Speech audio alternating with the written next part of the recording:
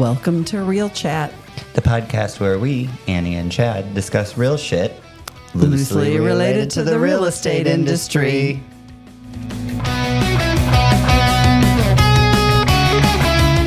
Hi, Annie. Hi, Chad. Welcome to episode 25. Yeah, Is sure. that right? Yeah, I think so.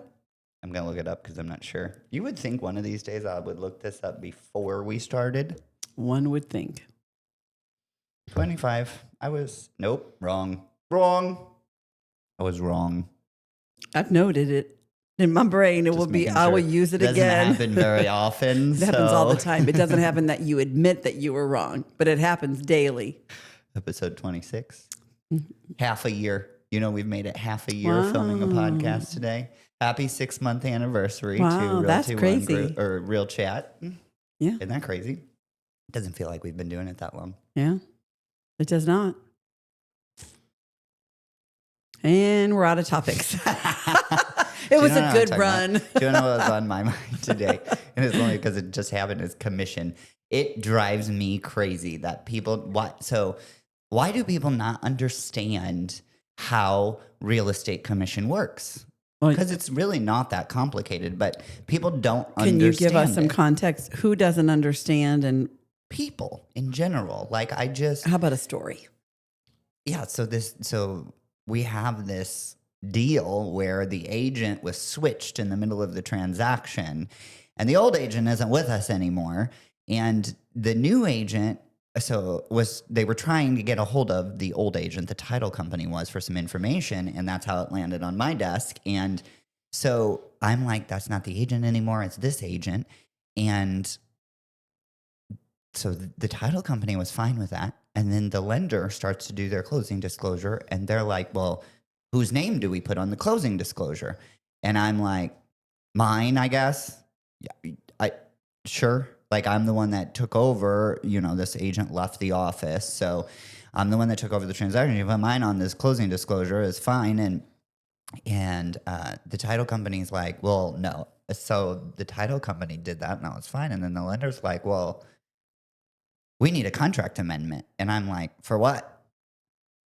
The contract is between the buyer and the seller. It doesn't have anything to do with the agent that's representing. And so this conversation ensues, and I'm like, I explain that, and then they're like, well, we have to put on our closing disclosure who's getting the commission. And I said, the company's getting the commission. Company always gets the commission. Well, but that's not the name that's on the sale. So what? They're signing on behalf of the company. The company is the entity that represents the client. Always. I don't care whose name you put on what. Bob, boo, bob, boo, boo. Was this like a new title company? No, new lender. New lender. So it wasn't lender that the has title the company. issue, not the title company. Got it. They just don't understand. They don't. They have that little box on the bottom of their CD that lists all of the parties involved in the transaction, and the real estate agent is typically listed there. But I said, so put whatever agent you want there. I don't care what agent is there. Put me there. Put her there. I don't really care. Right. We both That's not who's getting paid. Just as much work on the transaction, but whose name is there has absolutely nothing to do with who gets the commission. No, but in all fairness to even that new lender, if she's new, she's not, but neither here nor there. People don't understand how agency agreements work and who the agreement is with. But that's what I'm saying. People don't understand commission. I don't understand why people don't talk about that. And I think it's because we're like, is it like some taboo thing? No, I also think it's one little piece. I think a lot of realtors don't understand that they're signing on behalf of the brokerage. They think they're signing. When they leave, they think they take it with them. They don't. I'm aware. But I do think that is a misconception out there for a lot of people. Well, what I wanted to say to the lender when she asked me the question, because I have that like thing where, okay, first of all, I have a rule when we're dealing with clients. I don't want to know if I don't need to know. So if I don't need to know, don't tell me, okay? Because I don't want to know what I don't need to know. But that's not fair to say to a client. But same thing. They don't know what you need to know and don't need to know. And I know that. So if you think I need to know, you should tell me. That's fair. If you don't think it's relevant to me, then you don't need to volunteer the information, because I'm good enough at my job to ask you the questions that I know I need to know. Yeah, I don't need you to volunteer. Most people work that way, though. Well, that's fine. My clients work that way. So that's my rule with my clients. And the same rule applies with that. And I wanted to tell that lender when she asked, fuck off. It's none of your fucking business who's getting the commission. Like, why are you asking that? Well, I know I'm dramatic sometimes. That's a little dramatic. Well, I'm dramatic. But that was my thought process, was like, what? Yeah, but sometimes none it's of your just, business. Sometimes it's just they don't understand. I mean, she probably just really doesn't understand. I know, but why is she even asking the Because question? she thinks she needs to. I mean, I don't think she'd be asking if she didn't think she needed to. I don't know. I'm like, whatever. I answered the question, which is nobody's getting the commission. So now what you going to fill out your form on? But you know, stupid people ask stupid questions all the time, and I want to answer Sometimes you have to hear beyond the question. You got to hear beyond the question, and sometimes you got to decide what they're really asking. I know you're very literal. Who's getting the commission? Nobody. Okay, that's not true. Well, I need to fill out that's this form. Not true. Somebody's getting that. Somebody's getting paid. Oh, no, I told her that. So nobody is not correct. No, nobody's getting paid in this particular situation. That's my point. I don't want to ask the details. You can ask all the details you want, but the company made a decision after the agent left to reimburse the buyer for certain things that actually cost more than the commission. So the company is retaining the entire commission. Nobody's getting the commission. It's going to come into the company, which is where all commission comes into, and then it's going to stay there. Well, and I don't think you owe her that answer, But how do you answer her question without telling her that? That's I'm sure you didn't. I'm sure you didn't say it that meanly. No, of course not. Okay. But that was when I just did making say, sure to people out there listening that they don't think that we're mean. No, she asked the question. Okay, everybody thinks I'm mean. I'm fine with it. I'm okay being mean, the mean one. Not mean, it's a fact. You asked me the question, who's getting the commission? My answer was the company. Because that's who's getting the commission. And she goes, well, what agent is getting the commission? And I said, none of them. And she's like, well, who do I put on this form? I said, I don't know. It's your form. Why are you asking me? Well, because 99 times out of 100, somebody's name goes on that line. I know, but which is fine. Put a name on the line, but that is not tied to who gets the commission because it's irrelevant to her. If that deal and that agent was still here and they did some compliance thing or somebody stepped in and helped them, as the brokerage, we could force them to split the commission. Now 2 agents are getting the commission. What are you putting on your line? Like, I don't even understand why you're asking me that question. I guess I need to understand that. But she couldn't explain it to me because people just do what they're told most of the time, I guess. Yeah. And I know you have a hard time with that. I have a really hard time with that. I had one the other day that another agent was listening to the conversation, and what the agent on the other side was saying was just wrong. And it was not going to affect my deal. And so I can refer back to the whole let them theory. It's true. And so I just let her be ignorant in the fact that she made a bad decision for her client. Now, my client, she made a bad decision for her client because she didn't understand how a writer worked. And the other agent that was listening, a mentee, was like, well, how come you didn't tell her that it was the wrong form? I go, because it's not my job to tell her. She goes, I know, but isn't that really hard? I go, absolutely, that's really hard because I like to tell people what's right and wrong. But I kept telling myself, that's not my job. So... And I was fine with that too. Like, I didn't care. She kept you pushing. said a couple cuss words. I know, but only because she kept pushing. Yeah. When she called me and asked me the question, who's getting the commission? I answered it. And I didn't need to know why you were asking me that question. I answered it with the factual answer. My problem came in is when you started asking me how to do your job. I think we should move on. I think we're beating a dead horse. Answer that I gave you. Like, what? Well, and sometimes it's hard to stay when you're trying to stay in your own lane, which is something that I have to work on daily because I like to be in everybody's lanes and I like to throw sand from everybody's sandbox, as we all know. It is hard sometimes to just stay in your own lane. Well, and don't dig in. When I Me? call anybody, right? Because that's what happened here is she called expecting an answer. of a name of somebody, and it wasn't the answer she got. So then she dug in to get to the name, and I'm like, don't dig in. Yeah. Or if you're going to dig in, ask clarifying questions. Or you just have to say, listen, you asked me a question, I gave you my answer. So I don't, I'm going to have to let you go now. If you have more questions, maybe you need to go talk to your boss. Which is what I said. Or call my broker. I did. I said, well, she said the company, and she goes, the company, and I said, yeah, the company, and she goes, oh, well, who do I put on this form on this line? And I said, I have no idea. That's your form. Yeah. I mean, that was the end of the conversation, but it's like, No, and people find out why the fuck you're doing shit. It's the yellow spatula. I can't take it. Right. You're just doing stuff because somebody told you to do it. Like, why? Let me give you mine. No empathy. Let me for give that you at the all. specific of it. Of course, that's why I got fired from every hourly retail job I had. Because when that manager, who was a friggin' rag, told me to put that there, I was like, why am I putting that there? It's so much better over there. That's why you finally stuck when you got hired by me. You got finally stuck because I told you. Anyway, let me tell you mine. What? This was really hard not to tell him. So we had to sign a mutual release on a deal because we were contingent on the sale and the closing of a house. Our buyer was. So the writer is for the sale and the closing, which is different than just the closing. Right. So it means we're not under contract yet.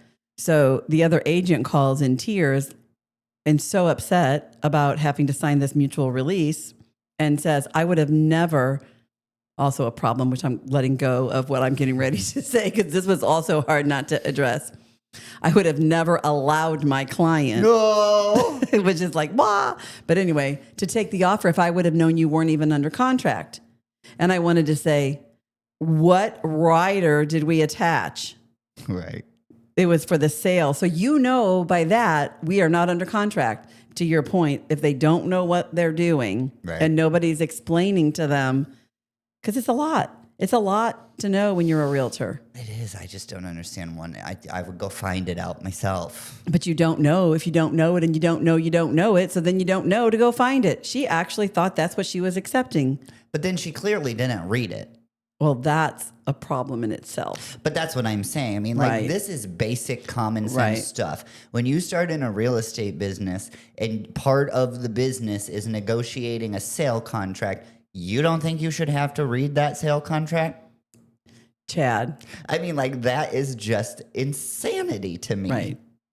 No, which is why, one thing that we do that I think is great for our agents, it's the whole, we talk about teach a man to fish or give him the fish is, and it's hard not to just give him the fish. Cause sometimes I just want to give you the fish and God, cause you're hungry and I'm tired. Yes, you do have to teach him to And fish. the only way to do that is to say, go read the contract and come back if you can't find the answer. Yeah. I just don't. Because almost every answer is in the contract. Yeah. Common sense. Not so common, apparently. So, anywho, what else has bugged you this week? Because this seems to be a fun topic. We could just start calling it things that bugged Chad. Things that bugged Chad. It was. I just don't. It baffles my mind. Like, why? I would never ask a question if I didn't know why I was trying to find the answer. I was trying to find, what is it, the purpose that it's. No, but you're good at that. Not everybody's good at that. Is it a skill? It's a learned skill, but a skill, yes. That you just can't do it just because. And I know that we do this all the time to each other, and it's probably stemmed from me because you used to tell me things all the time as were a fact. And then I researched all of them. And so now we constantly fact checked each other. We were fact checkers before fact checkers were a thing, but that's part of it. It's true. I missed my calling. Realtors need to do that. They need to be like, okay, this is what I believe it to be. This is what I think it is, but I'm going to go verify what I'm saying is true.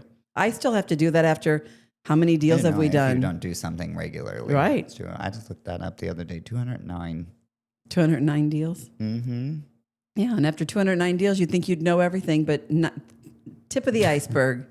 It's not. It's one of the reasons why I can stay in this industry is because they're never the same. Right. I mean, because that is part of, yes, absolutely. It's a constant pursuit of understanding why and the dynamics and everything like that. But It's also, That's why it gets under my skin so much when I run across somebody in the industry that has absolutely no desire to understand why they just want to check their box. Get out. Go somewhere else. well, and you can't Real get, estate's not for you. you If that's can't your get- if that is your one desire in life, and part of being a good brokerage is saying, this ain't for you. You should try something else. right. If that's your desire in life to check boxes every day, it's not Well, for you. or it's getting comfortable. And, you know, I used to be a training consultant. I taught classes, and I remember I had a great training manager, and he said, every time you get up in front of the room, you have to do it like it's your first time you've ever taught the class. That kind of energy, that kind of passion. You might teach the same class 20 times in the same week, and you have to do it. How many times has it come up recently where I'm like, did I not tell them they had to leave the curtain rods? Did I forget to tell them what? I mean, like, because I think that I do it all, but it's why checklists are important.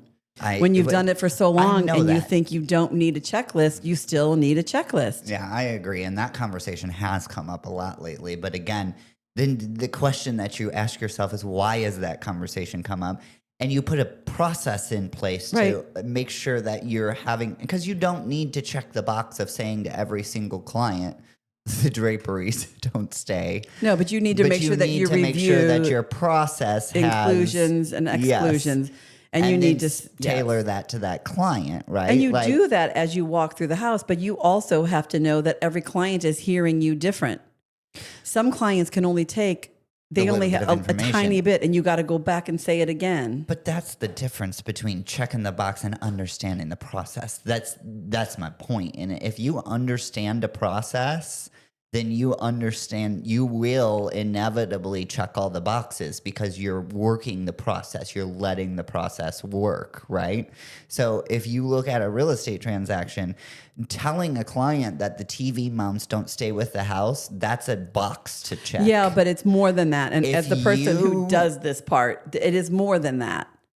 It really is. Because it's easy to say when you're sitting over there, but when you're in that moment and you're walking through the house, the process is you need to have the contract with you and you need to be going through what they're agreeing to. That's what I'm saying. Because it's not, I mean, you can't just wing it. That's what I'm saying. Like, I'm saying that if you heard me say, or you heard you say, because we said you need to have a checklist, right? If you heard me say, or you say that the check box that you need to check is to tell every client that the draperies don't stay and the curtain rods do, you're not hearing it. No. What you need to understand and make sure you're doing is educating and communicating the mechanics of the process to the client. Which is in this case, the contract. And if I was a gambling person, which I am. Agreeing with you as the contract. I'm just now making the point Yes. that a lot of times I have seen agents send over digital signature requests and never go through a contract with the client. That part of our world changing is a drastic change. We have clients that call their agent and say, "When am I closing?" Yeah. But that's because they don't even read through all of it. They have no idea. And that's our job. That's the process. That's the checklist is go through the contract. Right. It's not an option. It's not a checklist, it's a process step. And if you're doing that step in the process and not missing it, then they will know what comes with their house. They will know what day they're closing. They will know everything they need to know about their agreement with the person purchasing their house, right, or vice versa, the person selling the house they're purchasing. Like, But it is people easy. get so hung up on the stupid minutia all the time. Well, it's also easy it is easy to get thrown off because it's like you said, no deal is ever the same. No two are ever the same. No clients are the same. Which is why it's even more important it's even more important to understand the process, because that is, to your point, you when you have a checkbox of the curtain, make sure the client knows the curtain rods don't stay. Well, not every client has curtain rods. And so if you have a checkbox and you're going through your list, you're just talking at the client, and you're never going to keep a client that way. I don't think anybody would have a literal checklist. She asked me who was getting the commission because she needed to fill in a blank on a form. You're just not going to let that go, are you? I'm just telling you. That is exactly what I'm talking about. And to say that nobody would have a literal checklist, totally disagree. Yeah. There are realtors out there, and I have met them. that I guarantee you walk into a house and they say every single thing, the exact same thing every time. And half the time, what they're saying isn't relevant to the client, and they're not saying the important parts to the client because they didn't make the checklist because they don't know or they didn't read that part of it or whatever. It is insane. It's so frustrating to me. It's frustrating for clients. Like, I had to go on a soapbox, but we're not exactly a beloved industry in the world. And that's why. I think we are. You and I are. But like as an industry, Right. not so much. Right. Like, and that's Well, why. That is why. It's just understanding what your role is as a realtor. Right. Really understanding what you're really understanding it and then giving it value. Like value that role. If you're somebody that walks into a house with a checklist and reads it to a client, you got the value of a penny. Like there's no value there for that client, but because of the industry, they still get paid the same as the rest of them that do have value. Maybe apparently. it's negotiable. It's supposed to be, but I don't know about that. I think the lawsuits say otherwise. Oh, anyways, yeah. What's something light we could talk start about? All that. I don't think we know the. I don't think people want to see us talk about light stuff. They much prefer to watch us talk about this stuff. I'm sure. At least that's what the numbers say. I don't think people understand how commission works or agency agreements work. And I know the public doesn't because we, get sued about it in general. Many don't. But I think that's because agents don't understand it either. And I don't know why that is. How do you sign something and not understand what you're signing? That's a foreign concept to me. You've never signed a contract did you read everything that your car dealer put in front of you when you bought that shiny little gold car out front? I didn't buy it. Mikey did. He did not read everything of that. No. Right. I mean, people blindly trust. Which I guess is fine, but that's a good thing. Trust but verify. Right. Well, and, hopefully people do their due diligence before they pick a realtor. Right. I don't think that people know that commissions go to the brokerage. I don't think that, I don't think clients know that either. I think clients would make a different decision a lot of times if they knew they were really signing an agreement with the company. Don't you? I don't know that I agree with that. I don't know what agent, maybe this is being naive again. I don't know what agent wouldn't explain that, because for me, that was something I always wanted to explain, was where the money was going. I would never just talk about that. I mean, they don't though, because that was the entire reason for the lawsuit, is that agents don't explain it. And right. When you I don't understand why you wouldn't explain it. The public in general, I feel like feels like they're hiring the person, like that money is going to the person. You're not. You're hiring the company. I think that they understand. Well, I think that most people understand they're hiring the person to represent them, but that person works for a company. And I think most people would understand that the company. That's the way it works. But that's what people do understand. That's what people's thought process is. But people don't. But that's not the way it works. And that's my point. People don't understand how it works. I think that if people truly understood that when they hire an agent, they're actually signing an agreement with the company that agent works for, I think they would make different decisions sometimes. Like what? We're not going to give specifics, but I'm going to tell you right now, what different decision could you make? Not to use that person. Because they work for a certain company? Uh-huh. Because why? That you're attached. That I disagree with. No, I don't. I don't at all. Give me an example. Millennials specifically, and maybe it's my millennials mindset. Millennials don't want their money going to certain, like they're very vibey, they're very brand aware. And so millennials don't like it when they find out their money's going to a particular person or thing. Like if the world knew that Warren Buffett owned Berkshire Hathaway Home Services, I'll bet you some people wouldn't use them. Well, that maybe, but I don't think they don't use them because they know they work for a certain brokerage. But that's the same thing. That's what I just said. Well, no. I think that most people understand that Annie Calloway isn't, when I was a realtor, that I was not just out there on my own. They knew I had to be working for a brokerage. I don't think people know that. Well, you put a sign in my yard and it's going to say somebody's name on it besides yours.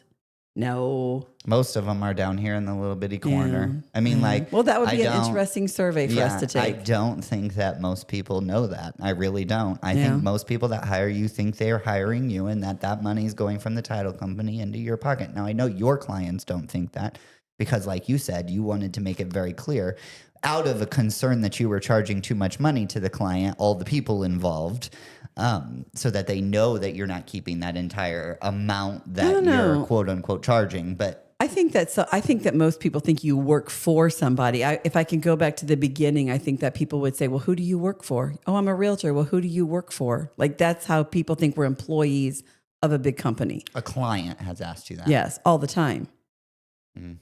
I've never been asked that. Yeah. I think that most people think that realtors are employees of some big business, some big, Berkshire, Keller Williams, Coldwell Banker. Yes. And then when you say I think everybody asks that. We're going out tonight. We should just take a little poll. We should take a poll. It's going to be all genuinely realtors interested there. in that conversation because that is not my experience. Most people that know me, You think they're just little Joe Schmo running a real estate business out of their garage? just like just like a garage sale. They don't get it at all. Most people, I think, that I talk to don't like. Again, in the public, if you're in the industry, you probably get it. But like, I don't think. No, I want to say when I first got my license and I would tell somebody I was a realtor, they would say, "Oh, who do you work for?" And then I would, say who, and they're like, "Oh, I never heard of that." Not the question I got asked when I would tell that. And even my dad was even one of them. Wasn't what he asked. I mean, my dad, up until you sold his house, thought that the agent worked for themselves and kept all the money. Seriously. Yeah, maybe. I mean, maybe that's what people think.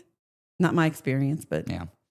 I just think that needs to be educated a little bit better to consumers, I guess, is my point. That, when you are signing that with that realtor, you're not really signing with the realtor or the real estate agent. You're signing with the company they work for. And to most people, it's not important.